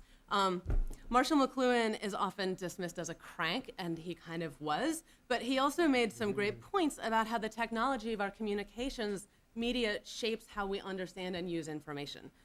So for example, he says, in a pre-literate society, a story or a song exists only in the moment of being performed. There's no separation of text and performance. Plagiarism is impossible because cultural survival depends on repetition. Okay? Enter writing, new technology. Now that you have physical fixation, the information is reified as this object existing separately from the human being. It's a fixed object, and it's susceptible to ownership and authorial attribution. So that's a simple a big deal technological change. The introduction of writing changes how we use information. As a legal matter, it's worth noting that writing didn't trigger the creation of copyrights, of the legal structure of copyrights. It's when you get the printing press and mass use of the printing press that suddenly there's this greater need or pressure to secure property rights in written information. And then moving to where we are now, electronic and eventually digital media introduces this whole new set of changes. And here I want to switch from McLuhan to Benjamin Kaplan, Harvard law professor and an altogether soberer academic who dismissed McLuhan as a professional soothsayer. Kaplan himself was something of a successful soothsayer. He gave this amazing lecture in 1966 where he basically predicted the internet and resulting changes in copyright law. He said that eventually networked electronic and computer technologies will allow cheap, instant, plentiful, widely distributed copies of basically everything. And this is what Scott and Anthony just showed us, right, is cheap, instant, plentiful, widely distributed copies of basically everything. And Kaplan wrote that in cultural terms, these technological changes may be signposts to a gaudier future that almost blinds the eye. And he said, I'll leave that to your collective judgment. And he said that these changes probably will in time abate feelings of proprietorship and thus modify conceptions of copyright, especially those bearing on plagiarism. So this is a prediction that changing information technology like we've seen here will, one, change the way that we think about information and cultural production, which was McLuhan's point too, and two, bring about corresponding changes in the law so that the law can properly reflect the way that we create culture and promote the progress goal. Now, I would submit that the first prediction about culture has come to pass, and the second about law has not yet and won't anytime soon. So here's the culture point. David Toop is a really good source on this. He's written eloquently about the way that sampling technology changes the way that we make music. He says, with sampling, songs become liquid. They become vehicles for improvisation or source materials, field recordings almost, that could be reconfigured or remixed to suit the future. In a humiliating way, musicians become technicians alongside recording engineers, tape ops, editors, and all the other technocratic laboratory assistants cleaning their glasses in the back room. At the front end of the medium is the DJ, playing music and people as one fluid substance. Or, as ambient mixmaster Morris put it, we've had 60, 70 years of making records, now we sample them. Before the songwriters and instrument players in the audience get mad at me, I'm describing an attitude. I'm not endorsing it. So I think we can look to cultural studies, and we'll hear more about this on the next panel, for carefully theorized explanations of how the acts of cultural consumption and the act of cultural production can merge as sort of a single human activity. Dick Hebdige has written on versioning in Caribbean music. These traditions which he described made their way into hip-hop culture in the US in part through immigration of people like Cool DJ Herc, who came from Jamaica and helped structure the emergence of hip-hop. We can look in cultural studies also to Roland Barthes, who tells us more about non-passive consumption of culture. He says there's this thing called writerly reading, where the reception of information and the production of information are a single activity. We can also look to Walter Benjamin, who in his essay, The Work of Art in the Age of Mechanical Reproduction, suggested that the reproductive technology of film and other media, quote, not only permits but virtually causes mass distribution. As a result, he said, quote, the distinction between author and public is about to lose its basic character. This is the same prediction we get from McLuhan, from Kaplan. They're all saying there's this shift. It's going to happen because of technology. And then one of them says the law is going to respond, and, well, we'll see. I want to linger on Benjamin for another moment, though, because he thought and wrote a lot both about technologies for copying art, but also about sort of mosaic or collage format artistic production. And I think he can give us conceptual tools for thinking about how collaging found fragments of prior culture can itself be a culturally productive activity, something that serves this promote the progress goal that I keep referring to.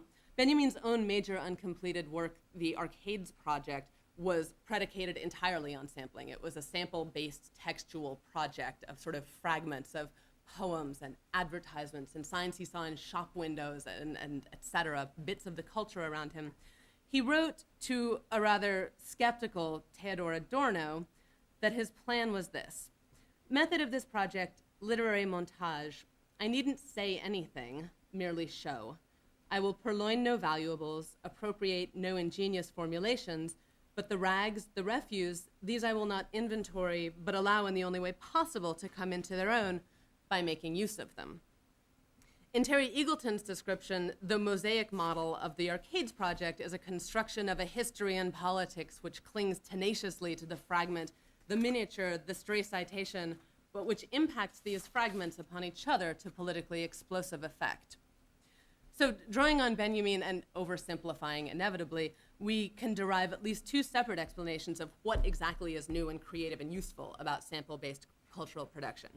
The first is about collage as a technique, right? The selection and the arrangement and the juxtaposition of these pieces is in itself the creative act. The fragments impact upon each other to explosive effect.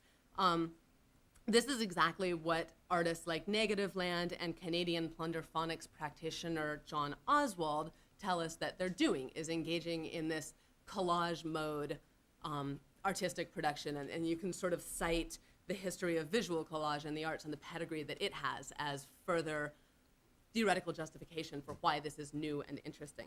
The second point coming from Benjamin is that it might actually be a culturally productive act to simply repeat and draw attention to a found fragment. Benjamin's claim, in part, is that the art lies in rescuing the fragment from obscurity and showing it to people. This Benjaminian urge to rescue and represent culture is conspicuous throughout sample-based genres, and I don't just mean sort of very concept-driven works. I mean music that you can dance to or at least do a little head nod, like music that Lester Bangs might have liked.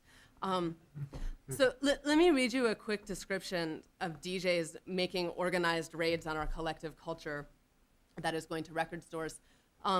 This comes from Jeff Chang, also known as DJ Zen, who describes how outclassed he felt going on a crate digging expedition with members of the now defunct Soul Sides collective, which most famously included DJ Shadow and members of Black Alicious. He says, there's nothing worse to them than the kind of guy who won't bid his rent and food money for a Tanzanian Funk 45, or the impossible to get Invaders LP. The kind of person who doesn't scour thin phone books from foothill counties and find teeny used record stores owned by unwashed proprietors who look like trolls. The kind of person who doesn't know where and when all the record conventions within 1,000 miles are going down, and what hour before dawn to show up in a miner's light helmet and a backpack. This is serious pursuit of cultural fragments. This is, to get back to Grandmaster Flash, the sort of great granddaddy of all crate diggers, he claimed to perform with, quote, something like 45 crates of records behind him, arranged in order of beats per minute. This seems unlikely. I don't know how big a car you need to lug 45 crates of records around. But it's a serious urge to collect, to reconfigure, to represent the sounds that you love as a listener and to turn them into a new product that contributes to this cultural advancement that's at the root of copyright law. So McLuhan gives us a conceptual framework for thinking about how technology causes this change in culture. Benjamin gives us, as a matter of cultural theory, tools for thinking about how that cultural production is helpful. A recent New York Times Sunday Magazine article, I think, provides further evidence that this is a real change in the culture. This is a way that we interact with media now. It described this imminent future where everyone makes their own remixes of their favorite songs and sort of floods the internet with a zillion versions of them. What the New York Times article failed to mention is this is all illegal. The people making these hypothetical remixes in the utopian world where we're swimming in information, they're all risking hundreds of thousands of dollars in legal fees, possibly, sorry, not fees, fines, not to mention the legal fees, a couple of years in jail. The law has not caught up with the culture, if it's true that that's where the culture is right now.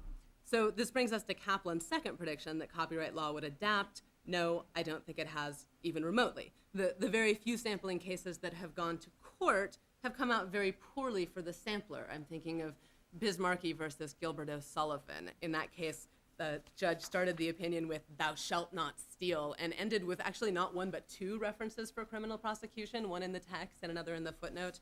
So in part as a result of the way that these early cases shook out, instead of having case law and legal rules and a way to know what you're allowed to do, instead we all sort of operate in the shadow of a couple of legendary out-of-court settlements.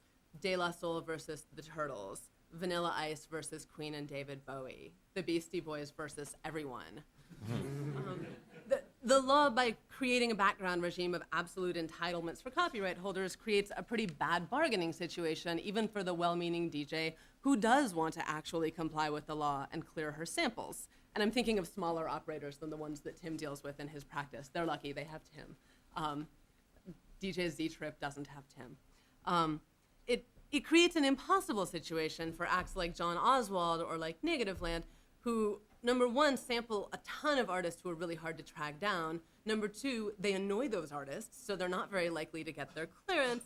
And number three, they're not making very much money anyway, so it's not a terribly feasible project for them to get the kind of licenses that they want, even if they did choose to try to pay for it. So should the law make it easier for these artists to engage in the sample-based cultural production that the technology has enabled?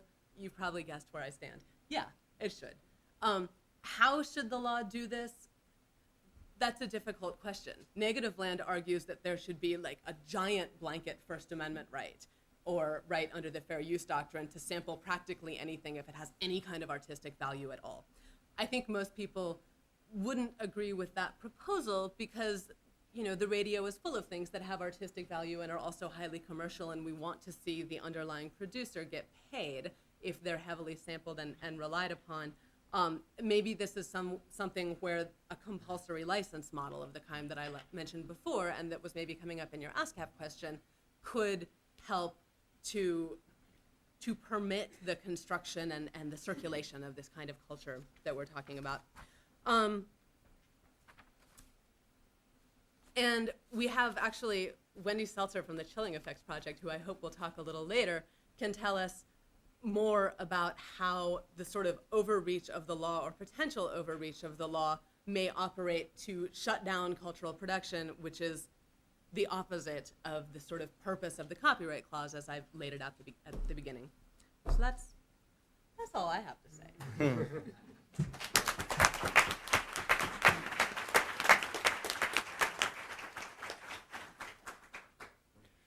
Great presentation. Yes.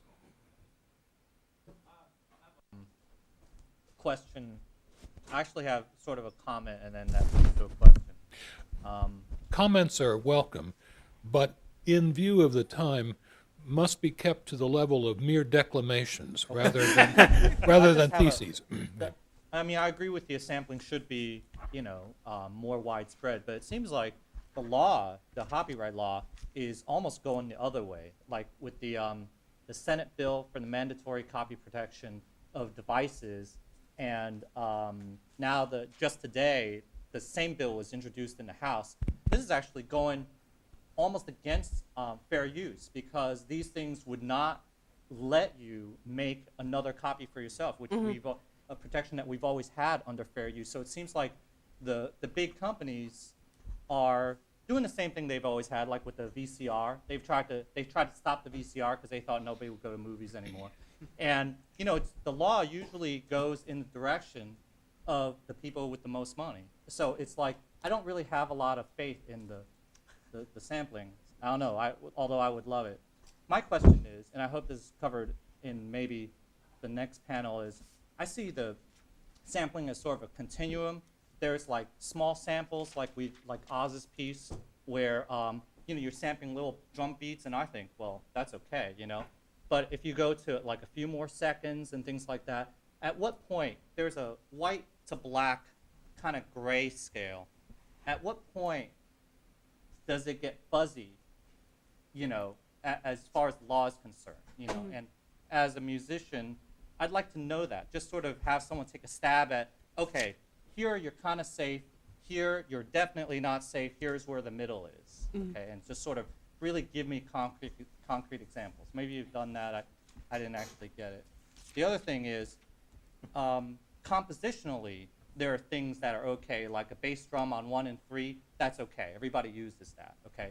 But then, how much more complex does it get? Again, in the black to white continuum, what's safe for me to do? Drum beat on 1 to 3, 1 and 3, yeah, that's safe. Lifting like a Mozart score, no, that's, well, or a whole, you know, melody from a song, that's bad. So how many notes, things like that, if someone could address that. First of all, I totally agree with you about the Hollings bill. We're moving in the wrong direction, and that kind of protection makes it possible to sort of do an end run around the fair use right technologically. But as to your question about how much is safe to sample, if it's recognizable, it might be an infringement. I mean, this is part of the problem of there not being any kind of decent case law on this. There is a doctrine that's of de minimis use that's come up in some non-sampling cases, saying basically if a use is so brief that users can barely recognize it, then maybe it's okay. As a producer, do you want to risk that? I don't know. There are old cases suggesting that X number of notes or X number of seconds are okay, but I think those cases have been pretty much, are not considered good law anymore. And generally the prudent advice is if it's recognizable and you're going to be high profile, then get a clearance. I want to offer a couple of comments in response to your points myself, and I warned Daphne that I would not, in fact, be a potted plant, so here's the point at which I'm actually flowering. Look, Daphne's delivered one of the best addresses on this subject that I've heard in a long time, and I've heard more than one. And she takes us down a road toward a goal that seems ever clearer, and on a road that seems wider and wider, so that when we get toward the end of her remarks, and we expect her peroration to follow, what we expect her to say is, and so do we want to abolish copyright? Yes, by God, we do. But she doesn't say that. She says, no, I don't think we want to do that. I think we want to compromise. I think what we want is to reward the producers that... I put it to you that you really have to make some choices, and that the choices are harder than that, and that the choices are more stark than that, and that the problem with the music industry that brings us all together here today is that of all the entertainment industries, and I've been around them for now nearly 40 years, of all the entertainment industries, the music business is the one most severely, most seriously over-lawyered and overlawed. And that until we understand that, and until we begin to react, to resist these encroachments, and that resistance will have to come in the same way that people through individual acts of resistance have resisted all kinds of pressures to conform to laws which culturally are no longer acceptable. Until we're able to do that, then we will continue to have conferences like this, and they will end irresolutely with suggestions to the effect that, yes, we should be able to smoke a little dope, but not a lot. And yes, we should be able to have a little premarital sex, but not a lot of premarital sex, or the wrong sort. And the lines that are to be drawn are, to be sure, very difficult, but if people are to be able to, I put it to you that that cannot continue to be the answer that you yourselves accept in your hearts, even if it comes at the cost of a few days or months or years in jail. Or Go sample else you something. will be attending these conferences, as I have myself for most of the last 40 years. And in the end, you will go away once again, shaking your head sadly and thinking to yourself, when, if ever, will it follow that Professor Kaplan was right? Who has a, yeah, back in the very back. I got a question. Is this being recorded, and if so, can I sample it? What we're going on right now? It is being recorded, and you may sample it. You have my permission. Thank you. Thank you.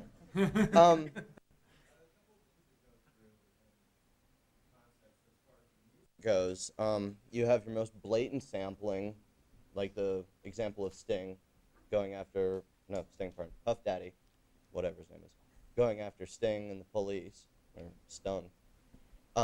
You have Negative Land as a sheer example with the letter U and the numeral 2. And that was a common use of a MIDI file back in the previous one, which wasn't so much as U2 as it was Casey Kasem. They also had... Casey never charged them. Yeah, but that was still brilliant.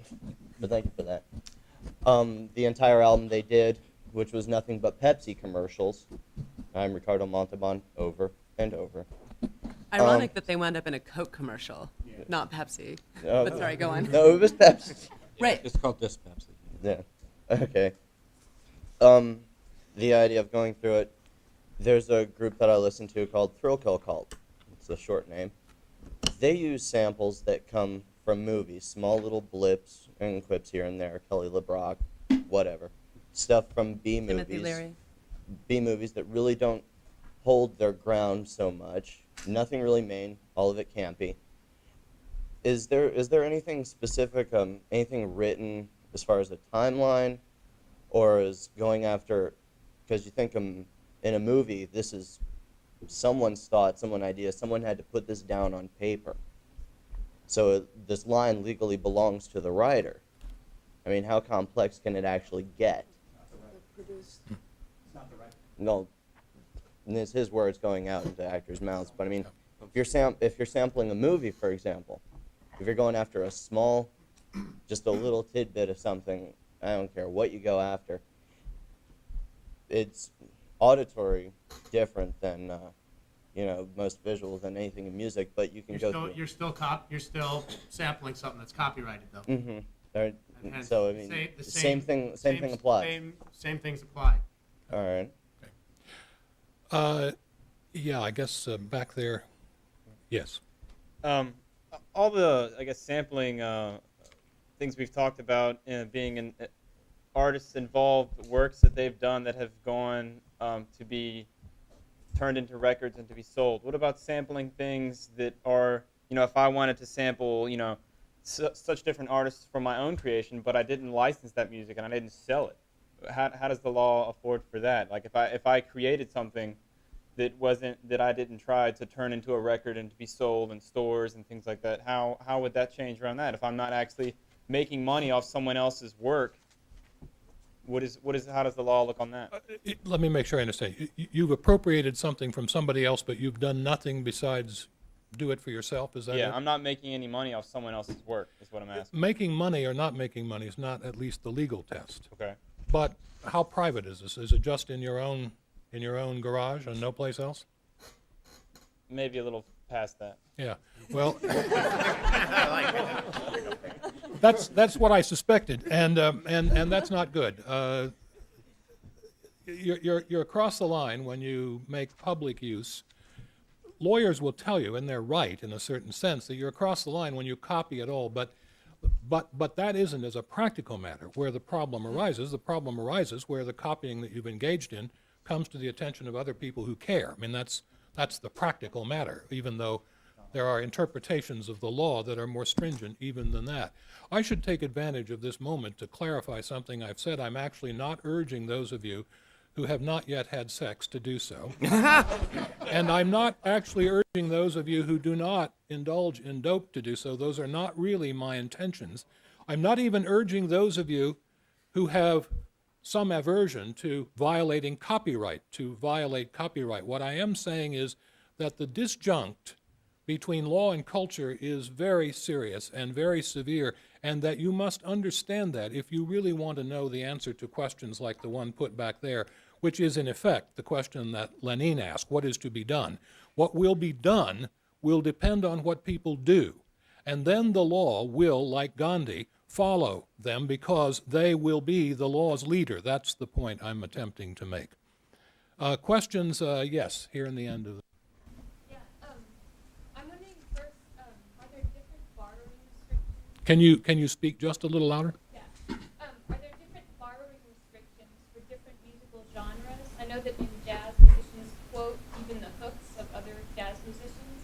And if there are those distinctions, how does this work when genres begin to transform and fuse and merge? And then sort of as a broader question that might not even be answerable right now, if there are distinctions that rely on genres, how does this affect the development of music and musical genres? The copyright law doesn't recognize any restrictions based on genre. In the Bismarcky case, which I mentioned before, he had terrible lawyers, but apparently they raised the argument, everyone does this in rap, and twice the court referred to this, again, once in the text, once in a footnote, and always using the word rap music in quotation marks, and said, that's totally irrelevant. Why would they raise the point that everyone does this in this genre of music? So certainly there was resistance to recognizing the sort of practice of the genre as relevant. Now, what one can imagine a sort of a court treating that as relevant, and yet I don't think they have in any cases. Yeah, you raised such a great point about jazz. It's rare that you could hear a jazz pianist play through a standard solo without quoting Duke Ellington. I mean, very copyrighted individuals, and it is so common that it would be so hard to legislate or even deal with that. And I wonder, I mean... But in recording? Oh, in recordings, absolutely. I mean, there's quotes in there. They're sometimes disguised and sometimes they're blatant. And they're very popular tunes that anyone who knows the rest of the jazz canon would recognize. A lot of that, though, I think goes to the question of whether or not people try and enforce the rights rather than whether or not they could enforce the rights. Right. And in theory, you could do it, although I think you would quickly be ousted from the jazz fraternity. Right. One of the things that's interesting there is it does, in a much less inflammatory way, demonstrate one of David's points, which is the question is not the law. The question is how it interacts with the culture. And by here, I don't mean culture in some cultural studies sense. I mean the practices of people. Right. Because if it got to the point where if you sued someone, you were an outcast, then there would be a lot fewer suits. And clearly in jazz, that's the common example. And in fact, and this is kind of a little hint to some of the lawyers who litigate these cases, that's what you need to do when you litigate it. You don't talk about rap, you talk about jazz, because the judges don't listen to rap, but they do listen to jazz. And so you say, this is just like jazz, or it's like an homage in film. You know, remember the perambulator, what do they call it here? Baby carriage, going down the steps in the movie Untouchables, which was clearly from Battleship Potemkin. You know, no one was going to say that was a copyright violation, although nowadays, God knows, if they had, they might find a judge who'd say, yes, it was. So a lot of it doesn't have to do with the law, and it's in fact one of the goals of this conference is to get some of these questions outside of the legal domain. Okay, we'll take two more. Clearly, what you know, I think the point is, the cultures are so different, where in the jazz culture, it's considered on some level probably paying homage or an honor. In the rap culture, historically, it's been viewed as theft, and as certainly by some who have been sampled. I can think of a lot of specific examples of a bad association. And a guy like Al Green hasn't always been so fond of having his his music associated with rap, whereas, some classic jazz musician may feel honored to, so there's a custom and usage. And that, I guess, goes to this whole, the culture of this phenomenon. There's a guy in the second row in a striped shirt who looks like a law violator to me. And I'll take your question next. You got me. I was struck by this curious term, useful arts. When Daphne was talking about the origins of copyright law being to protect the sciences and useful arts. It's not the performing arts, it's not the fine arts, it's not the musical arts, it's the useful arts. And I'm wondering if we can go back to the historical context in which this law was written and what the intention of this was, particularly framing it with those terms and not using other terms, because we're talking about maybe something that is not useful arts.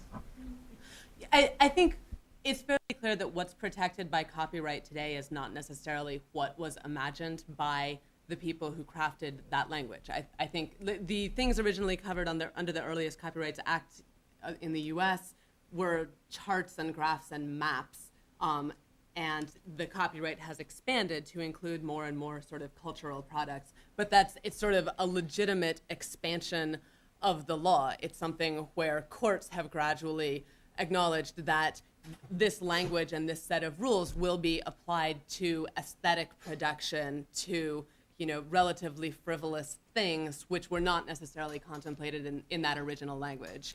Just an elaboration on that briefly. The phrase useful arts actually originally meant those things that today we would call inventions or technologies. Science, which in the 18th century was generally taken to mean those things which comprise the body of humankind's sentient and cognitive awareness, was what went into copyright. So that phrase is actually altogether inapposite historically to copyright.